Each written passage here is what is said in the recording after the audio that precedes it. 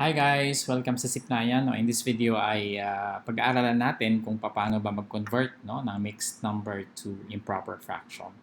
So let's have our first example. Number 1, 8 and 1/5. So paano natin yan i-convert sa improper fraction? So una, kung ano yung denominator dito sa ating mixed number, ganun din yung denominator natin dito sa ating improper fraction. Tapos, we multiply the denominator ng mixed number yun sa whole number and then add the numerator. So, magta-times tayo dito at magpa-plus tayo dito. Yun yung ating numerator dito sa sagot natin. So, that's 5 times 8 plus 1. So, 5 times 8 is 40, plus 1 is 41 over 5. So, ito na yung ating improper fraction. Example number 2, we have 4 and 7/9. So, again, isulat ka agad natin yung denominator. They should have the same denominator. And then, we multiply 9 times 4 and then plus 7.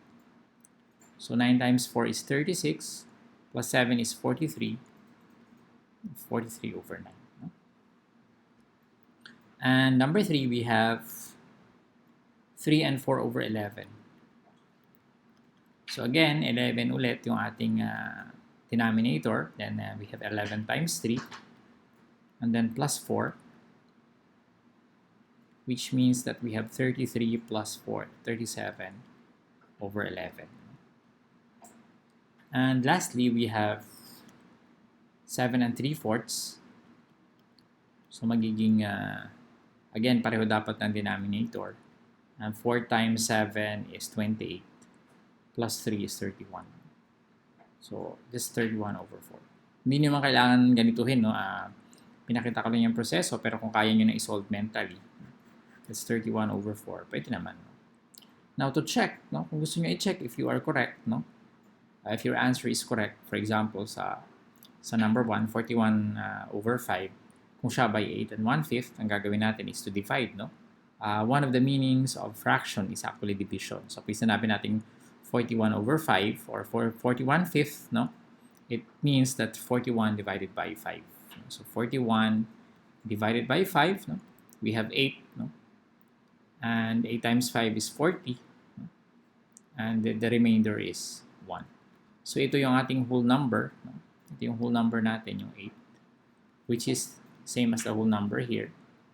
And then we have our, yung nasa baba, this is the numerator, nung fractional part nito. So, that's 1.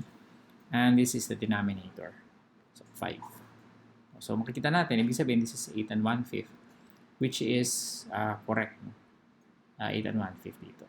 So, pwede nyo i-try yung mga ito, no? Yung number 2, number 3, and number 4 as an exercise. So, pwede nyo siyang i-try na gawin ito, no?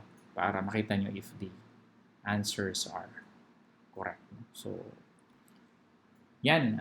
Yan lang sa ating tutorial ngayon. I hope may natutunan kayo. Gusto kayong invite sa sipnayan.com, yung ating website. Nandiyan nakalista yung ating mga videos, no? So, kung gusto yung panoorin yung mga series natin ng sunod-sunod, mas maganda na puntahan nyo yan, no? Meron din tayong YouTube channel, no? And I strongly suggest na mag-subscribe kayo kasi dami nating ina-upload every week, no? Halos everyday nag-upload ako, no? And we have more videos na mga higher math soon, no? And then we have facebook.com/sipnayanph, our Facebook page. Like nyo yan, and i-follow para makita nyo yung ating mga exercises, no, na pinapost.